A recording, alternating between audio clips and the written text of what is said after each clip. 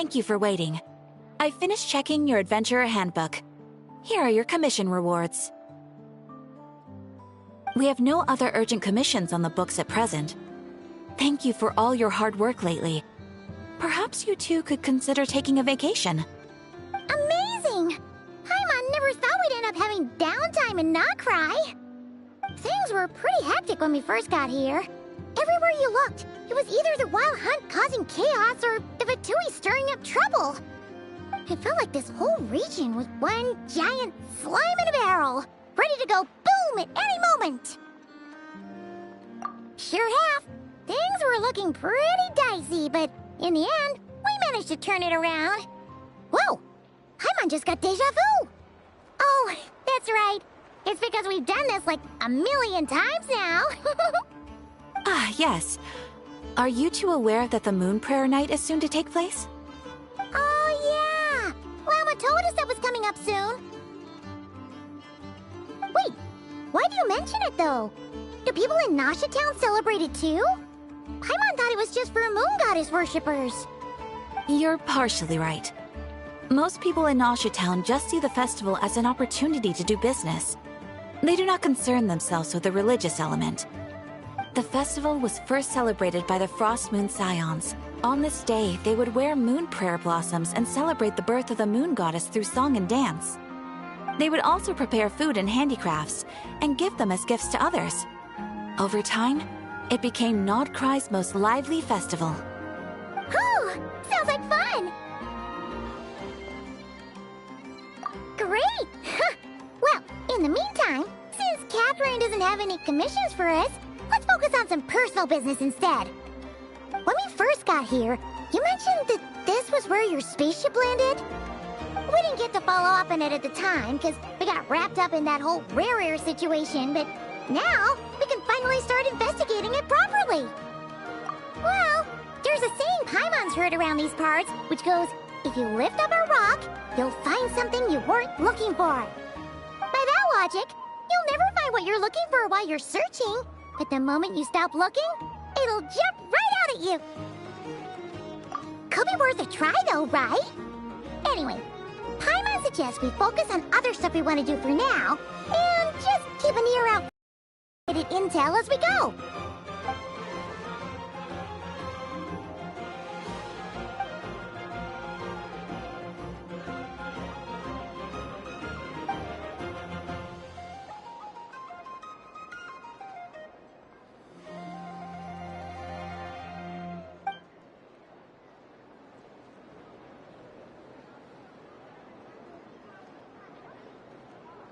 What's wrong? He looks super serious all of a sudden. Huh?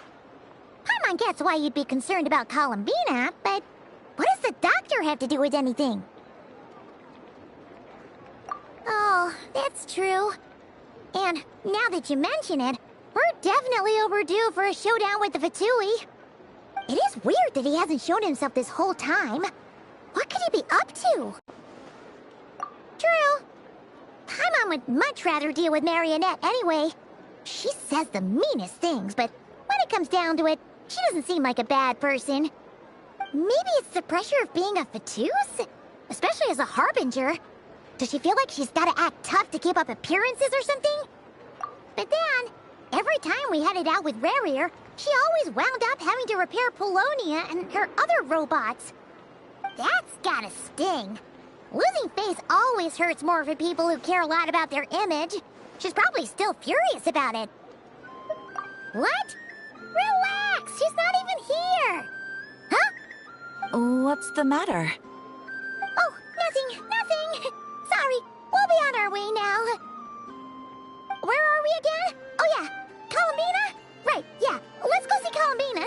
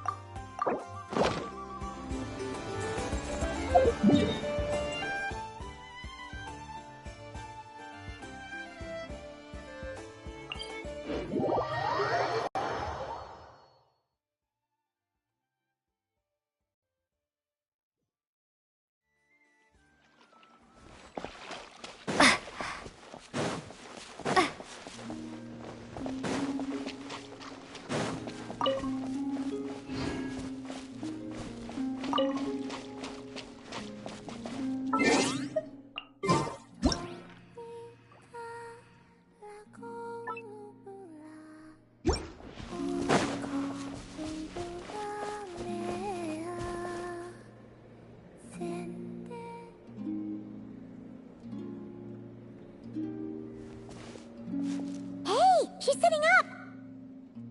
Is me sitting here a rare sight? No, we just thought you'd be resting. Perhaps I would have been, were it not for the sudden arrival of some unexpected guests.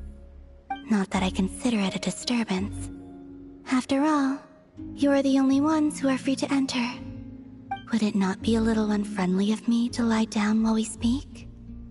I didn't realize you put so much thought into little things like that.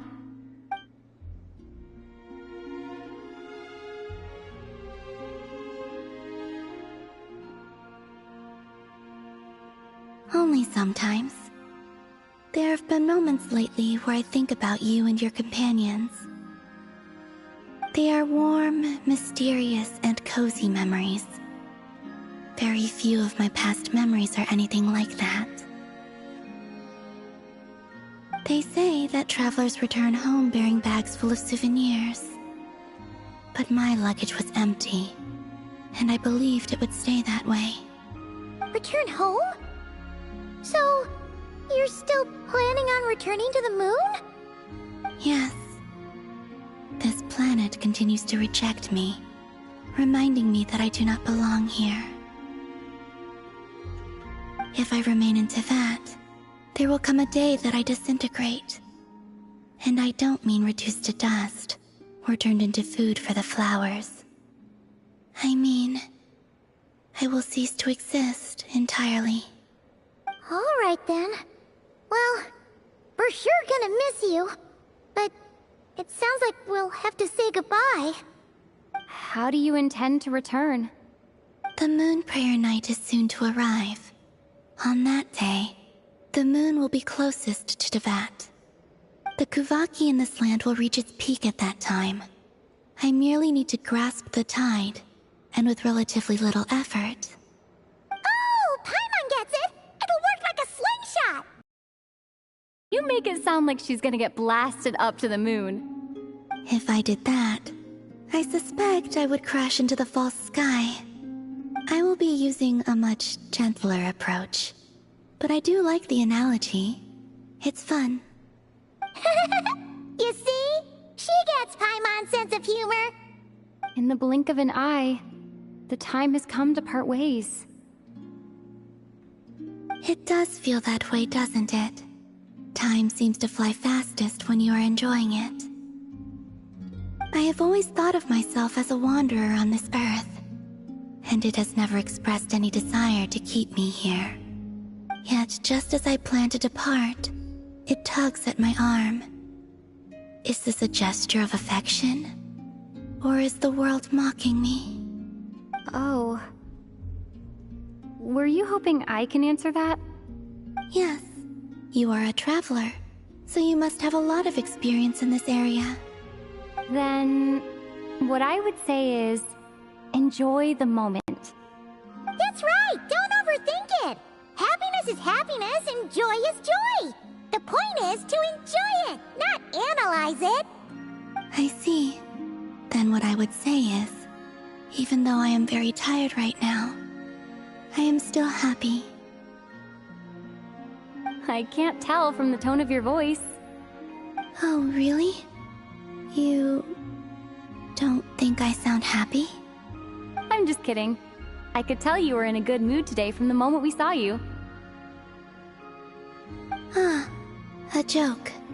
Albeit not a funny one.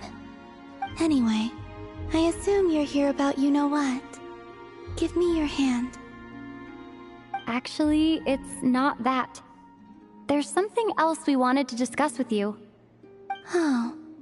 Then, do you still want to give me your hand? Or not? Sure.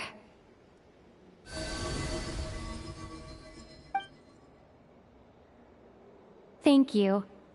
So, I've heard that in the Moon Prayer Nights of the past, people here would hold celebrations in the Moon Goddess's honor. Since you helped so much in our fight against the Rayhir of Solnari, I think you deserve a farewell party before you return home. I haven't asked everyone else for their opinions on this yet, but I'd like to invite you to join the upcoming Moon Prayer Night. I've never joined a Moon Prayer Night before. I'm not sure what I would even do. Oh, don't worry about that. We take care of everything. All you need to do is show up. Of course, there's no need to force it if you're not feeling strong enough. It's just, this kind of felt like a golden opportunity. But they call me Kutar, and the Fatui have an arrest warrant out for me. I shouldn't appear in public right now.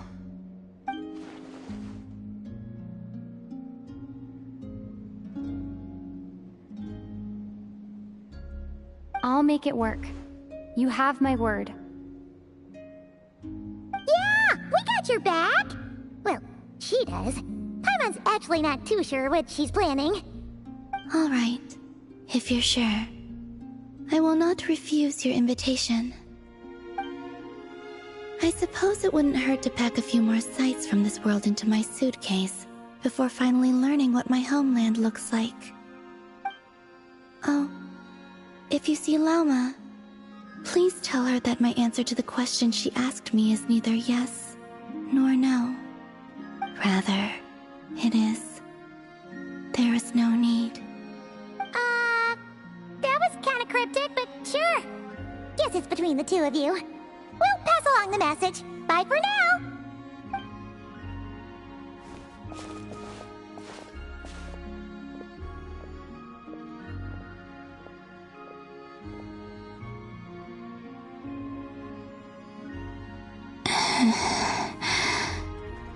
And also, I do not know.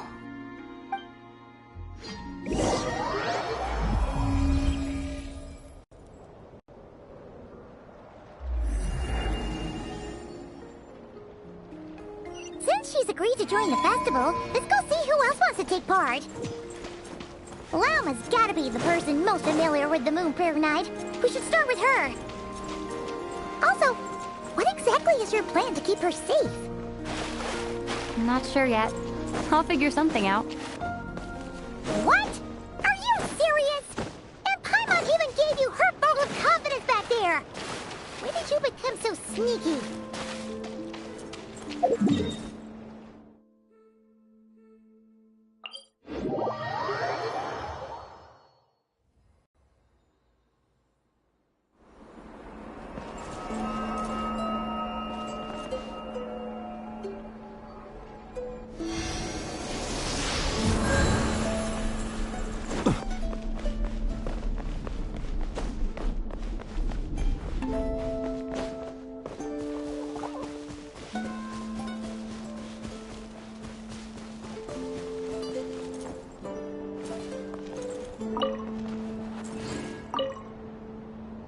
Moon Prayer Night's nearly here! Candy, here we come! Don't go feeding all the candy to the animals! I wasn't gonna!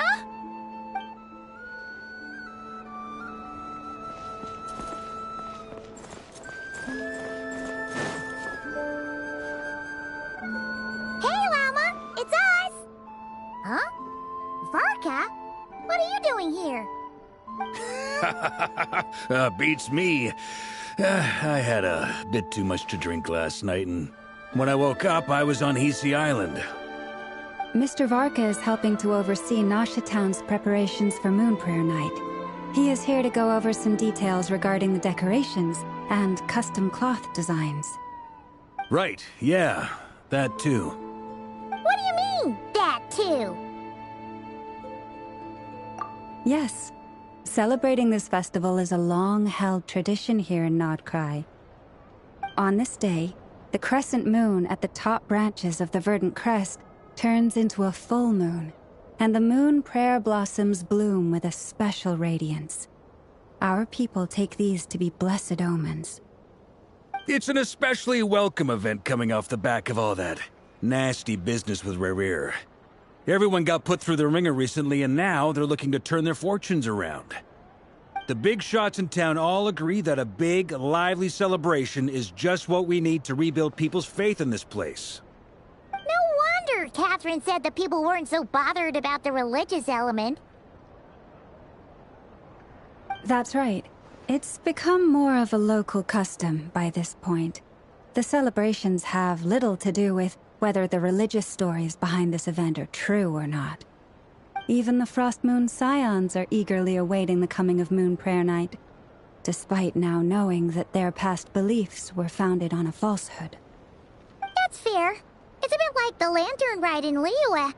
It's a chance for people to enjoy themselves, not debate the existence of the Adepti. Oh, one other thing. We just went to see Columbina.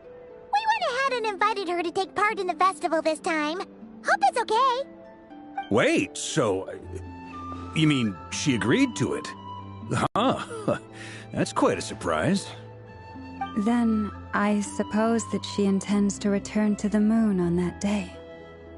Oh, yeah! It's kind of a complicated process, but basically, it's like a slingshot. I understand. In truth, I had a feeling that she might make such a decision. Well, if Kuthar has decided to participate in the festival, we should prepare accordingly. Yeah, exactly. She was saying how it could be risky for her to show her face in public. We were wondering if there was any way we could hide her. Unfortunately, the people who carved the statues did an excellent job of capturing her likeness. It will be very challenging to hide a goddess whose face everyone is so familiar with. Darn! We may have bitten off more than we can chew here. Nah, don't sweat the small stuff. We can handle that. Huh? Are you saying you have a plan? Not as such, no, but the most important thing with a festival is to keep the mood light and your spirits up. You can't go preparing for a festival with those long faces. You'll never convince anyone to enjoy themselves. The Mondstatter spirit is strong with this one. As it happens, I agree with Mr. Varka. Let's start by making our appreciation for Kuthar the beating heart of the festive atmosphere. And who knows? Once we get the ball rolling, perhaps everything will just fall into place. Hey! Did you catch that? Llama said the thing! Or close enough, at least.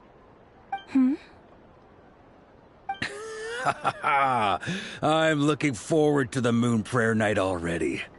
We have a festival in Mondstadt called Windbloom, and you can always tell which couples are celebrating it for their first time by the smiles on their faces.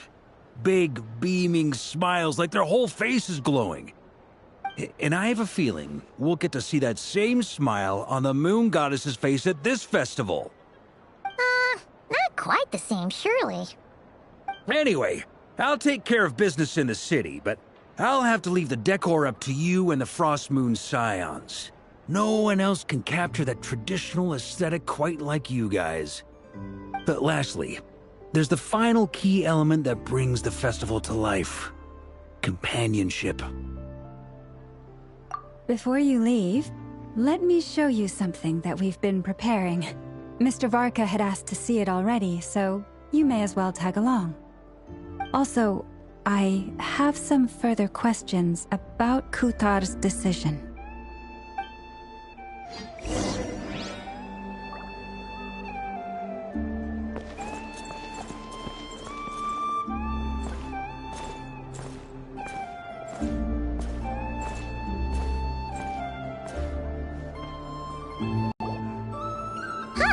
What's this? They sure look like they're having fun.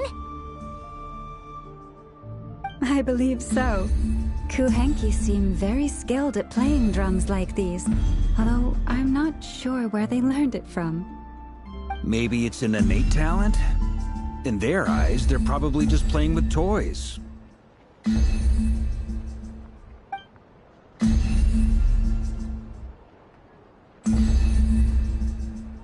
Wanatar! You wanna play too?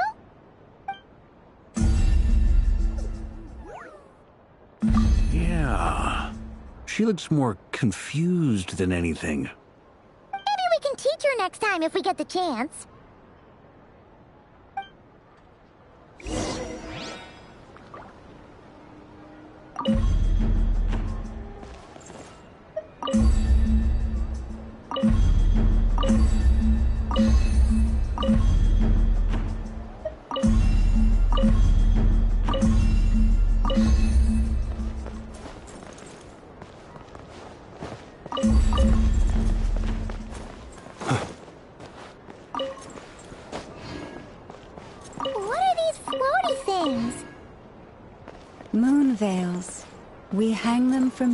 windows in the city during the festival. When you look at the sky through them, it creates a lovely misty effect.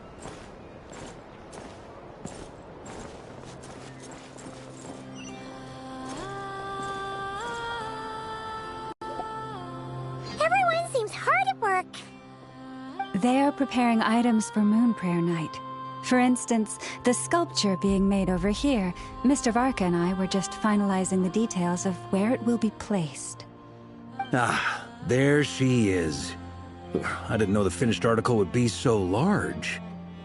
Not to worry, though. All the necessary arrangements have been made. Just let me know once it's ready, and I'll get some people to ship it over. You have my thanks. And over here, we are preparing a very traditional confection. Oh, look at all these colors! It looks great! Can Paimon try one? Of course. I have a feeling you'll like it a lot. You bet! Sweets and treats are Paimon's favorite!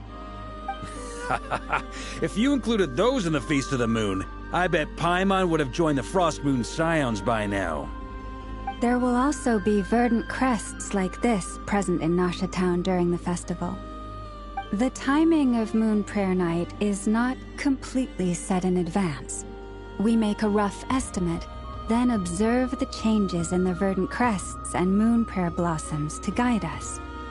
As such, the Wade itself is a fun feature of this particular festival.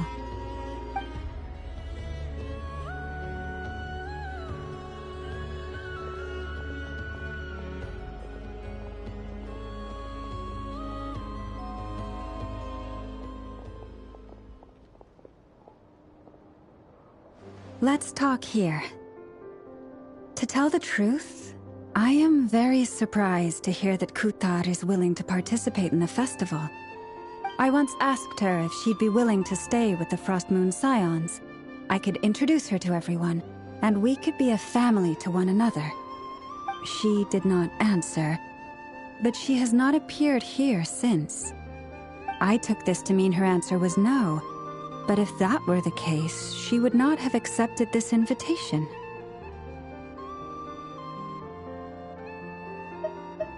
Ah.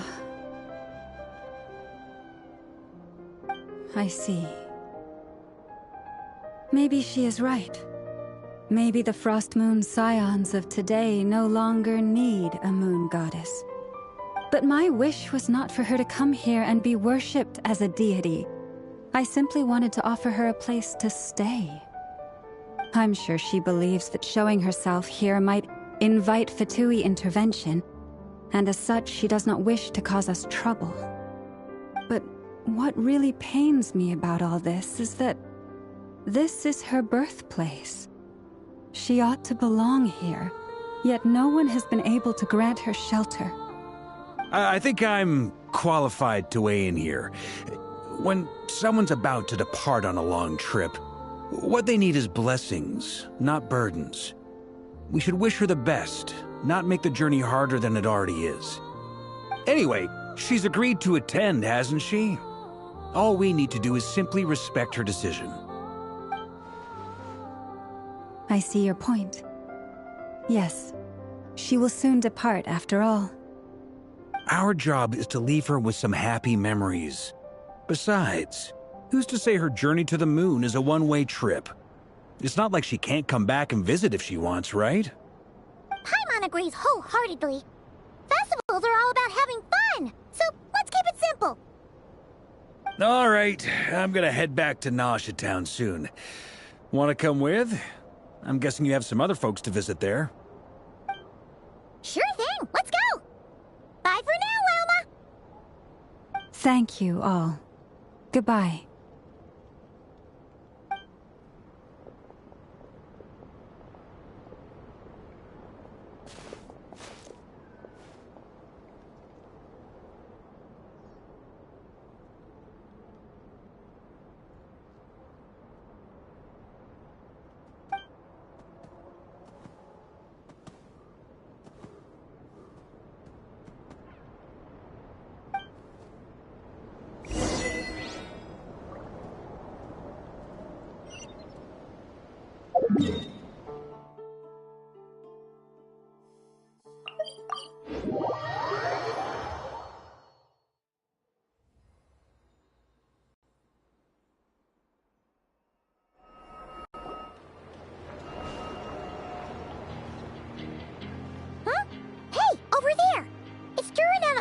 with Flints.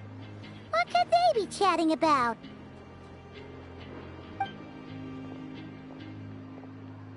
Your guess is as good as mine. Ah, Grand Master, and the Traveler and Paimon. Hello there. It's been a while. Perfect. We have some new volunteers for our investigation. Wait, let me guess. The righteous Lightkeepers are finally ready to hunt down the Abyssal Dragon? Haha. Yes, that too. Yeah, right. Oh, wait. Why does everyone keep saying that too? Well, to be precise, the facts match, but not the causality. Wait, so I guessed right? Half right. Don't act so impressed with yourself. Maybe I can explain. We ran into Mr. Flint's north of Nosha Town. At that time, we just noticed a few abyssal creatures out in the wild, but the strange thing was, I didn't detect any traces of abyssal energy on them at all. On closer inspection, we realized that they were not real monsters, but something akin to reflections in the water, or perhaps a mirage. Huh? What do you mean? Like, you could see them but not touch them? Exactly. It was very peculiar. They roared and tried to attack us, but we could not make any physical contact with them. I think I've heard of things like that happening in Notcry before, but I don't know much about it. Yes, it's a known phenomenon. Mirage-like illusions tend to appear in Notcry in the run-up to Moonprayer Night. From a distance, they appear quite real. I myself thought that Misters Durin and Albedo were locked in battle with abyssal monsters when I first arrived. But after sharing intel and investigating a little further, we can confirm that these illusions are harmless. There is no great cause for concern.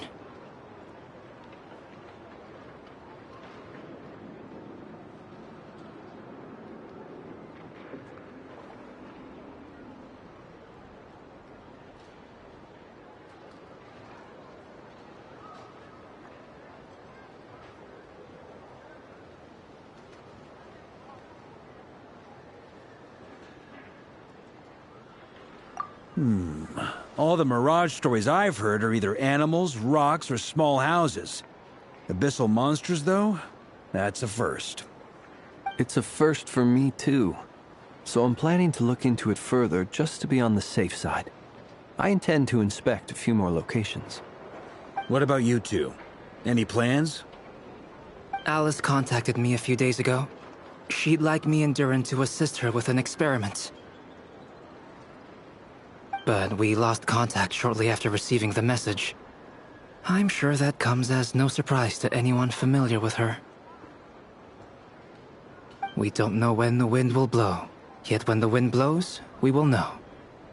That, in a nutshell, describes how Alice operates. Yeah, that tracks. Okay. Well, I suggest we investigate this Mirage business in the meantime. It's piqued my curiosity, and I'm pretty sure I know someone who will already be 10 steps ahead of us. Well said. Right? Whatever's happening in Notcry, she always seems to be the first one to know. Let's go see what she knows. We can invite her and her staff to the festival while we're at it.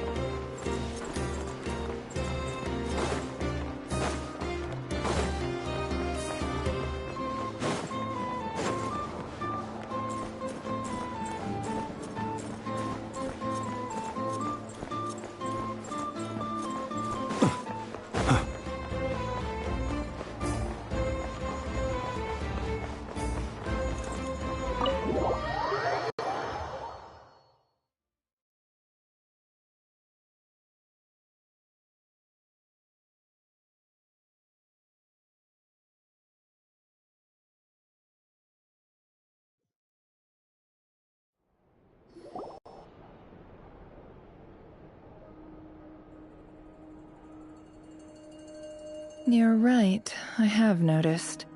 There's certainly something a little fishy about this situation. Only a little, though. Records indicate that this phenomenon can occur in the days before and following Moon Prayer Night. That said, it has always been a rare sight in the past. The odds of encountering these phantoms are similar to looking up in the night sky, happening to see a shooting star, and managing to make a wish before it disappears. But this time, either everyone's getting lucky, or they're appearing far more frequently than usual. Yehoda's out gathering intel as we speak. In the meantime, let me check off some points of interest. First, the Abyss. The ones we saw seem to be abyssal monsters. Indeed. But we have identified one location where many more of them have made an appearance. And not just monsters, but human phantoms, too. Given the scale and nature of the phantoms, it's almost as if someone's last memories are coming to life. Or perhaps the memories of multiple people. Oh. So you mean the phantom monsters are hunting down the phantom humans? Exactly. The phantoms can interact with each other, but we have no means of intervening. In addition, some of the human phantoms would seem to be from the very distant past. This is clear both from the clothing they wear and the stories they tell. They claim to be from Hyperborea, a name which I've heard from Lauma before. If this is true, it means they must be from 6,000 years ago.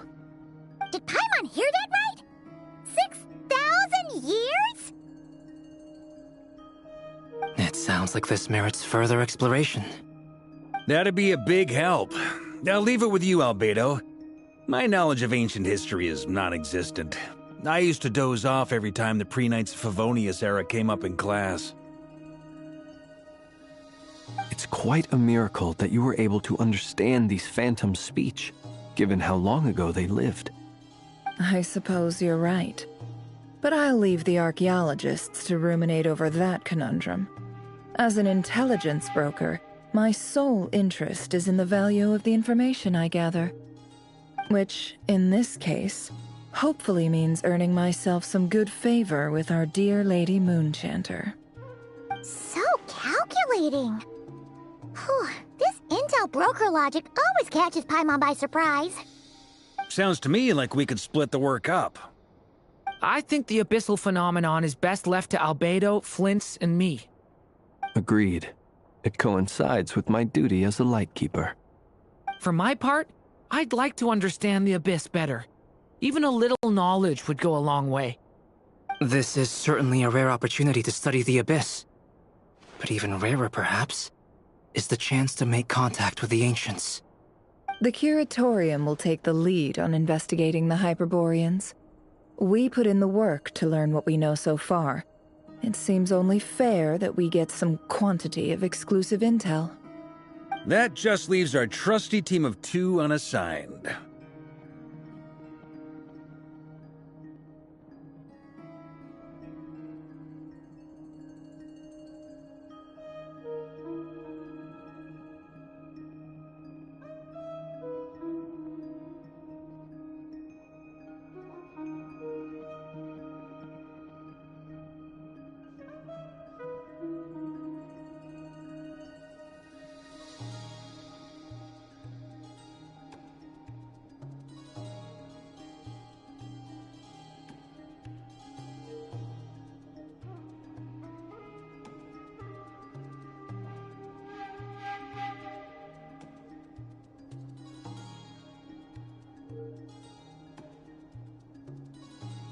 Since you became an honorary knight, of course. This was part of my grand plan all along. Oh yeah! By the way, we managed to convince Columbina to come to the Moon Prayer Night celebrations. Would you and Yehoda like to join too? She agreed to that? Huh. Quite an achievement. Never underestimate the traveler, I guess. I'd be happy to join. No point shutting myself inside when the streets are all decked out. I doubt any clients will be visiting during the festival in any case. And Yehoda loves a party, so I'm sure she'll jump at the opportunity. No.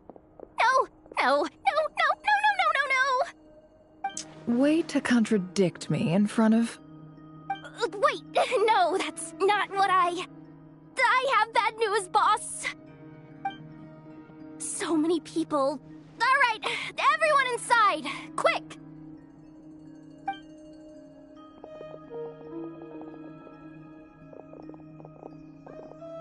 This is gonna sound crazy, but hear me out. I saw one of those phantoms at Star Sand Shoal, and it was some sort of flying ship. Like a spaceship? That's gotta be the one you came to Tibet in. You said you saw the same thing through the moon marrow, right? Huh? You already know about it? Ugh, I thought I was gonna blow people's minds. Turns out I'm the last to find out. Wait. Back up. You came here in a spaceship? Now my mind is blown! What's it like on the inside? Was it like flying through space? I want to know everything! Yep, exactly. Huge discovery. You're the best, second best intel broker in the world. After your boss, of course. Wow. Really?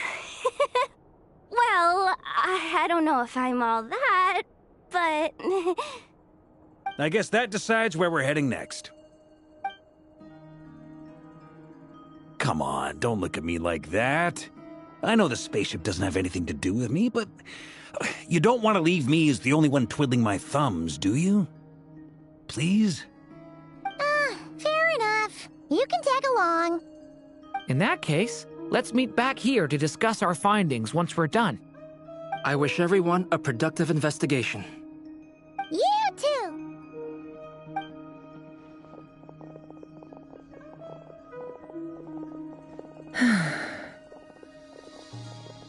What's up, boss? Aren't we gonna head out? Tell me, Yehoda, when did the Curatorium start giving out intel for free? Oh, sorry, boss.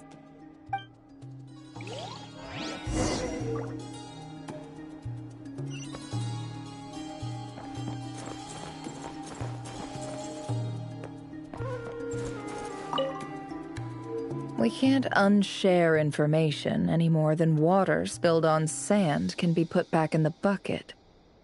I'll just have to balance the books some other way. Please, boss. There's gotta be another way. Who knows? Depending on what they find, maybe this will work in our favor. Please don't find me. Please.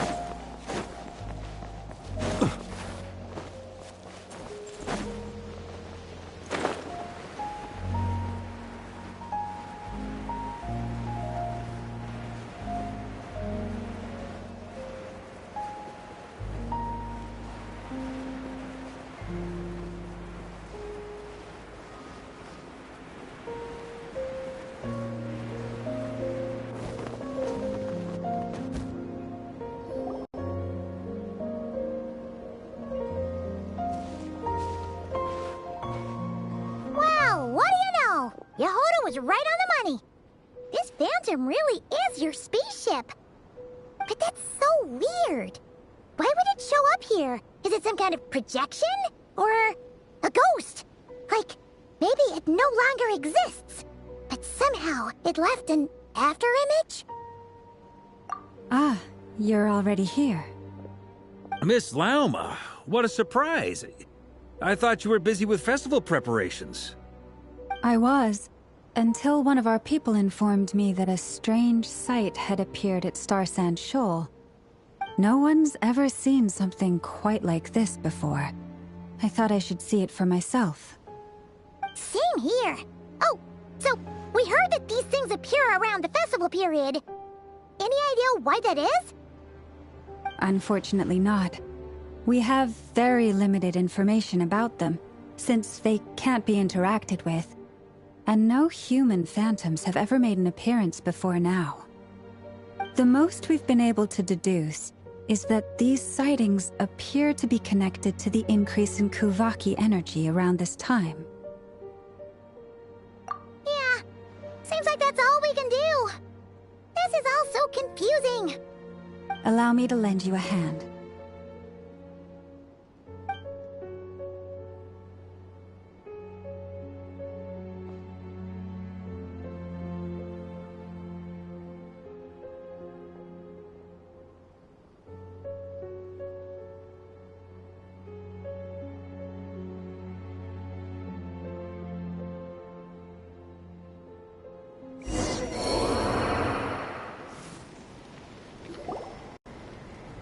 Everyone, our friend here should be able to provide us with some information.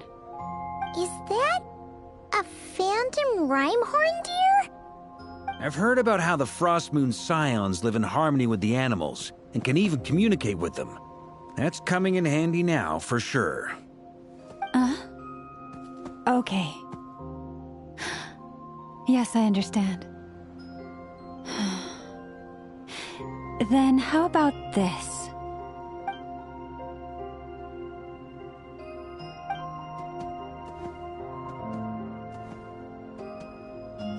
Oh, it's leaving. It appears to share our curiosity about this giant spaceship, so I asked it if it wouldn't mind investigating along with some friends. In return, I told it about some nearby spots where the wild fruit grows abundantly. We may live in a different era from these phantoms, but I trust that the terrain, climate, and ecology here are more resistant to the effects of time than some things are. Let's give them a moment and hope for the best.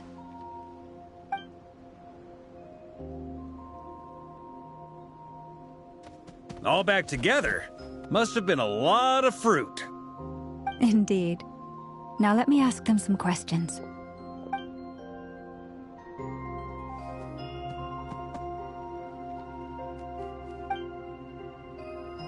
It did find a lot of wild fruit, enough for them to feast for a long while. This puffin circled in the air several times, but didn't spot anything out of the ordinary. Certainly nothing to do with the spaceship. Huh. Well, it definitely makes sense to get a bird's eye view. Indeed. Other than that, I was also thinking that the world these phantoms see is also different from ours. Oh, I get what you mean. The wild fruit exist in both times and spaces, but there might also be things that only exist in that space-time, which we can't see. Good point. Great thinking, Lauma. Blunthorn rhinos can use Kuvaki to shift great rocks, but this one says it couldn't get that ship to budge by even an inch. The sniffer mole tried too, but despite being a skilled digger, it could not get through. They say that the spaceship looks robust and undamaged. It seems completely impervious to any and all attacks. Whatever lies within is well defended from harm. So, just like us humans, there was nothing they could do about this spaceship either. Yes, still, they deserve our thanks. We are grateful for all your efforts, dear friends. Now go, and enjoy your feast. I've noticed some other human phantoms gathered nearby. Come on, let's go talk to them.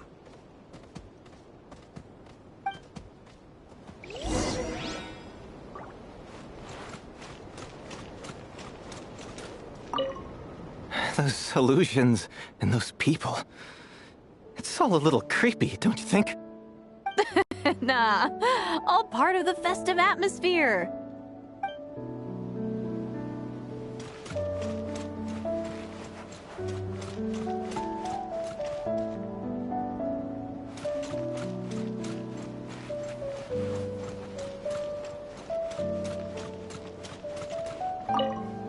Have you ever seen anything like this? Nope.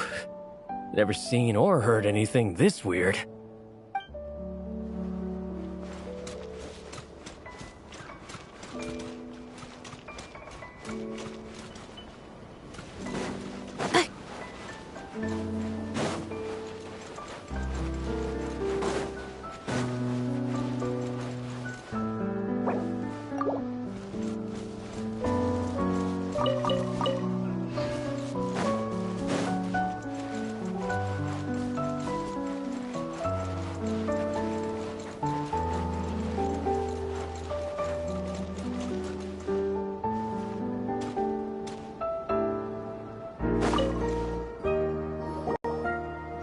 What is this thing?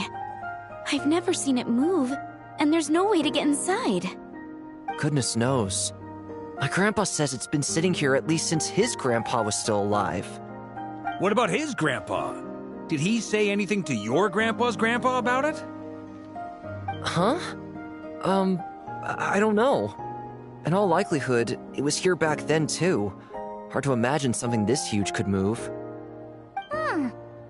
Guess that means that as far as they're concerned, this ship's been around a long time.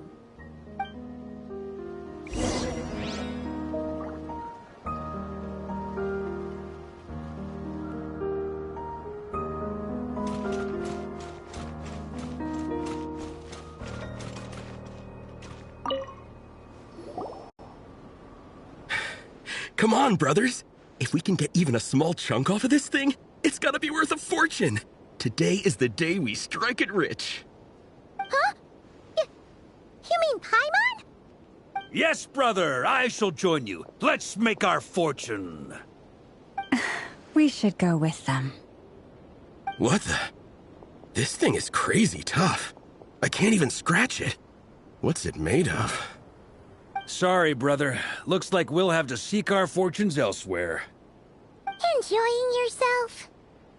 I was just seeing if I could influence this phantom's perception by playing. But nope, no dice.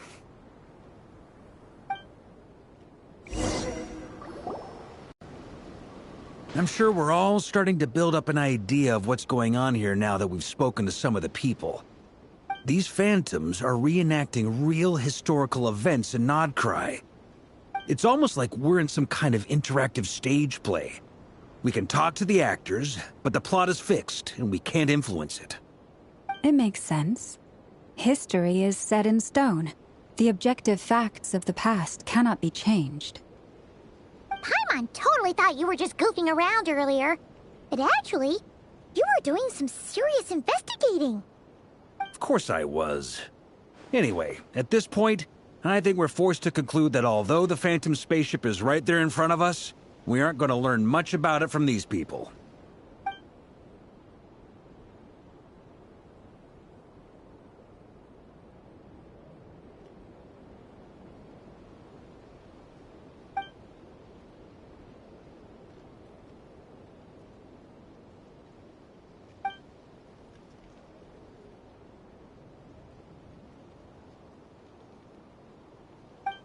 Don't be discouraged. If nothing else, this is proof of the ship's existence. And think about it. So many people tried to hack their way inside, but no one could get the door open. It's made of very tough material. To me, that says that we'll either find the ship itself or the story behind it. It's just a matter of time. Huh. Every now and then, when Varka gets serious, he actually does seem like Grandmaster material for once. I wonder how the others are doing. Let's head back for now. Sounds good. Also, drinks are on me if Team Knights of Favonius is the first to finish. Wait, we have a team name now?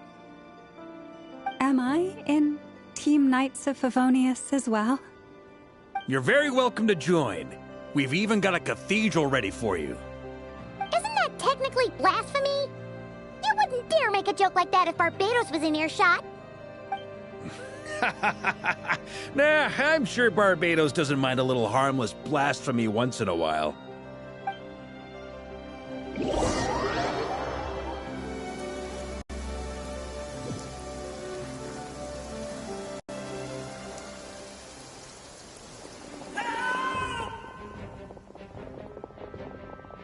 Oh, no! Get away! Oh.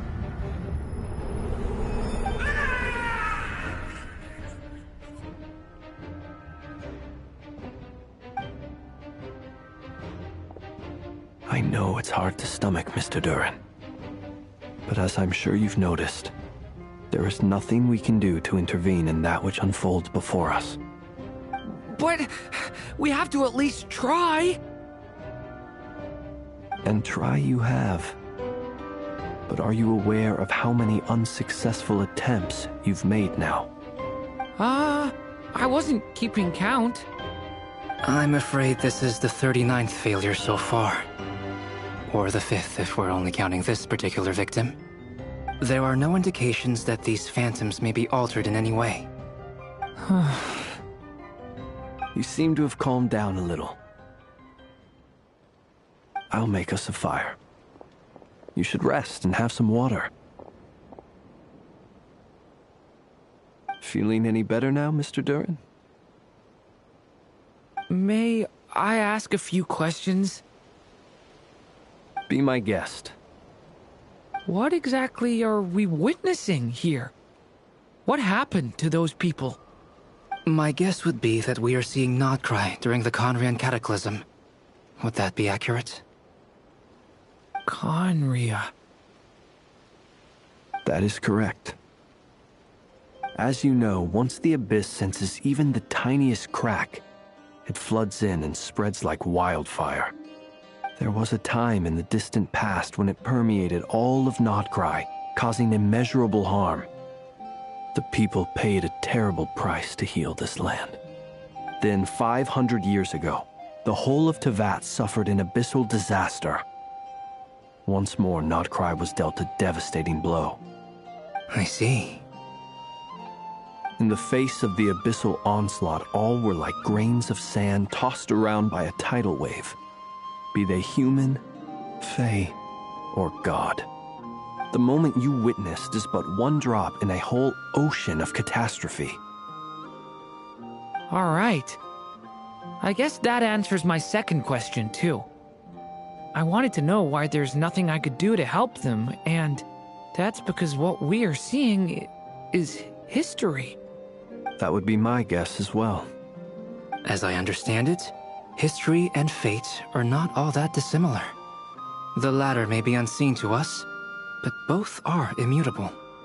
Yes. Fate was determined long, long ago. I still have a couple of other questions for you, Mr. Flint's.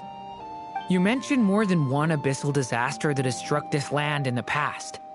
How can you be sure that what we're seeing is from the Conrian incident? And also, how are you able to stay so calm when you're talking about these events? From everything I know about you, you're not cold or ruthless, and you're not indifferent to the suffering of others. Alas, I am forced to show my age. I must be 600 or 700 years old by human measure. Wait, so you... One is not easily moved by history when one has witnessed the truth firsthand. I'm sorry. You needn't apologize. Your passion is a good thing to have. Treasure it, because someday you may find it in terribly short supply. Now, at the risk of offending you, I have a question in return. Your curiosity toward the Abyss, is it born from hatred or because you sense its call? I only ask because I kept a fragment of Rarir's body in my lantern for a short time. Specifically, his heart. so I know what a burden it can be to carry the abyss with you. And I hear its power growling from somewhere within you. In my eyes, your mere existence is a miracle. My honest answer is... I don't know. I don't think I have the confidence to say for certain. What I will say is the abyss is not the only issue that haunts me. Even before I became who I am today, the question dogged me constantly. Should I even exist at all? My doubts remain unresolved. But when we fought Rerir, something became a little clearer to me.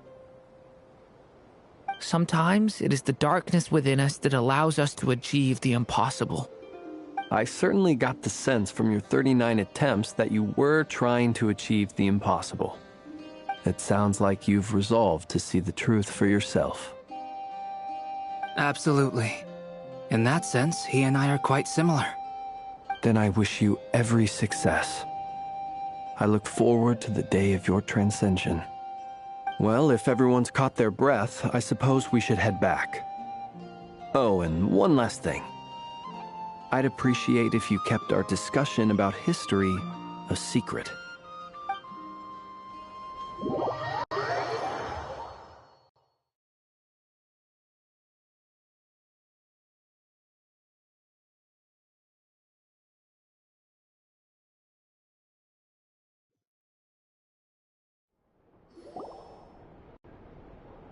Incredibly, our separate investigations led us all to the same conclusion. Hooray for consensus! Yeah, but we barely learned anything, though. I totally thought this would be the motherlode. Talking with the ancients? I mean, come on! But nope. All we got was useless snippets of conversation. And all this stuff about moons and hyperopia. What a load of baloney. Seems like people back then had a few screws loose. I understand your frustration. We found the same issue. Each phantom only showed a very brief moment in time. There isn't much value to be found in these miscellaneous fragments of a civilization's history, no matter how glorious it may have been. If there's a silver lining, it's that these phantoms are harmless to the present reality. They shouldn't get in the way of the festivities. Paimon agrees. And not just because it's the first thing she understood in this whole conversation. You look disappointed, Nefer. Is something the matter? What do you think? We all worked our tails off, but the only one to gain anything from it was you, Lady Moonjanter. Well, please do share the Hyperborean records with me. I will gladly inscribe them in our people's documents. Oh, duh! Yeah! That was it! Hyperborea! Hyperborea. I'm serious. Only an expert in the Frostmoon Scions and their history can turn these records into valuable research material. The alternative is to let them gather dust on the Curatorium's storage shelves until the pages turn yellow. Nefer, you're wise enough to know that cooperating and sharing the profits is the best course of action here. Well, that goes without saying. Sure, let's do that. Huh? But didn't you say we aren't supposed to give out intel for free? Sorry. Shutting up. Now is not a good time to push Nefer's buttons. Anyway, back to Moon Prayer Night. I'm thinking that we should prepare something a little special, aside from the usual decorations and so on. You mean a parting gift? Can't go wrong with food. Although, does food go bad on the moon? Perhaps a lantern would be a better choice. It might be dark up there. It could prove difficult to light a lantern on the moon. Magical stones might serve that purpose better. What about a clockwork mecha model from Fontaine? I've got a whole bunch at home. I use them for fighting practice in my free time. None of these sound like things she would be even remotely interested in. But we don't interact with her enough to know what she likes. Yeah. It would really save us the guesswork if someone could find out what she's into. Wait, what the? Traveler? They're all looking at you.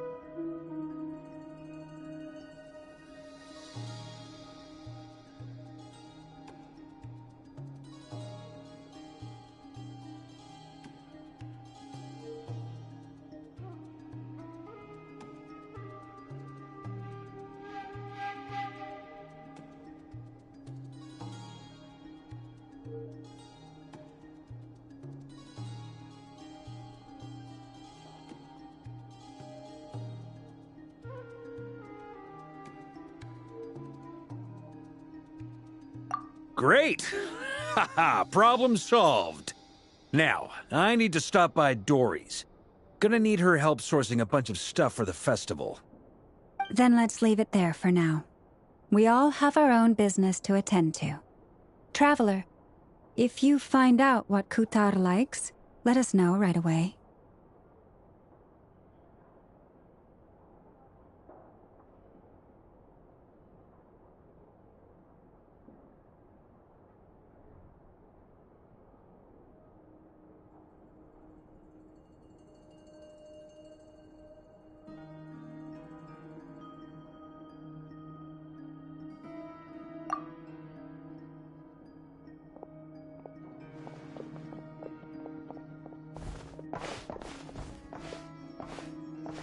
Is something the matter?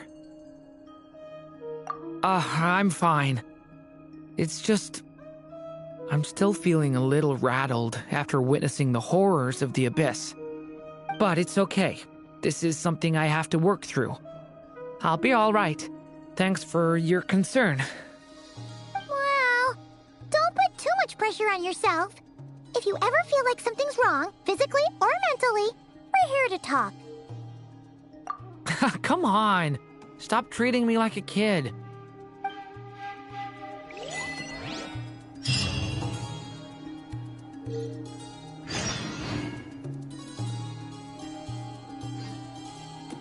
What?